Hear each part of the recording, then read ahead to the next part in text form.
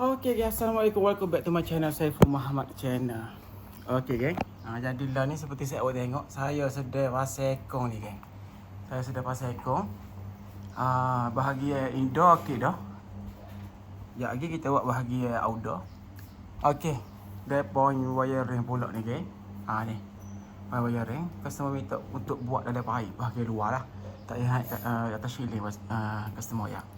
Okay geng, lah ni saya nak jawab soalan-soalan yang ramai ada komen. Macam mana kita nak tarik wiring daripada DB pergi ke indoor aircon. Okey, jadi di sini ada sedikit masa kelapangan lah. Panas benar ni, tapi tak apa, saya buat demi subscriber saya. Ada gemah. Gini geng.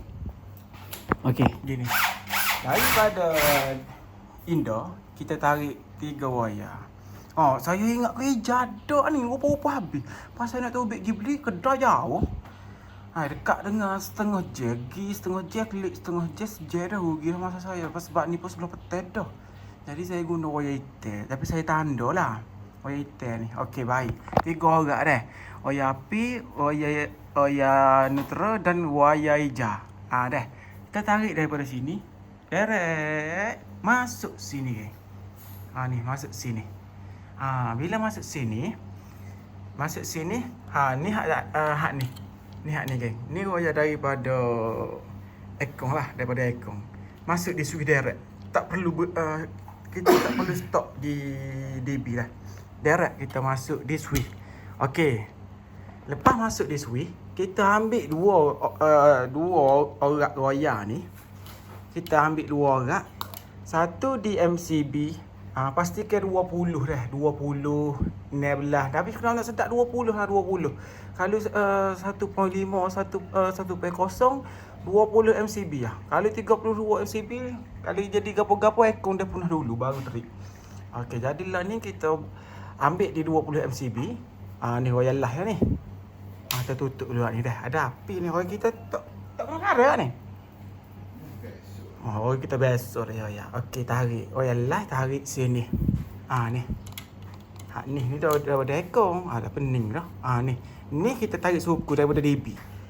Ni daripada DB. Ni yalah dan ni neutral daripada DB. Pas cara fitting dia pula. Okey, cara fitting dia pula. Mana switch yang? Okey geng, ni cara fitting dia pula. Cara fitting dia okey macam ni geng. Dia ada wayar ni. Ni brand man. Dia ada wayar lapu lah ni kan. Ni wayar lapu ni. Ni aku ni.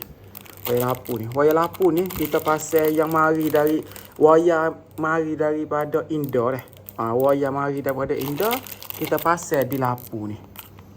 Pasal di tempat ada wayar lapu ni. Yang mari daripada DB. Okay, wayar ni daripada DB. Kita pasal yang tepat tak ada wayar lapu tu. Atas tu geng. Kita pasal situ geng. You got it? Okay, alright, fine. Cantik. Itu je lah geng. Cara pasal dia, cara nak fitting dia. Benda mudah. Cuma tak ada ilmu payah lah sikit. Nanti kena api lah, apalah. Sakit juga. Jadi kalau tak pandai boleh tengok video ni. Dan kalau rasa tak yakin juga, awak boleh kontak saya dah. Kongsi-kongsi rezeki kata. Okey, sebelum saya melanjut saya nak ayat ni apa? Ni item bring AUX. Ni bring AUX. Inverter punya. Lah ni kebanyakan saya duduk pasti saya duduk tengoklah dia hadir dengan pembalut. Memang kemah hari tu hadir dengan pembalut dan hadir dengan pelapis getah outdoor dan hadir dengan apa tu seming sedikit dia bagi. Okey, tu jelah. Okey geng. Jadi tu jelah geng yang saya nak kongsi hari ni. Tak ada lah. Saya kata apa-apa pun jangan lupa subscribe saya punya YouTube channel untuk video-video yang lebih lanjut lagi dan hari-hari yang saya sedikit dah.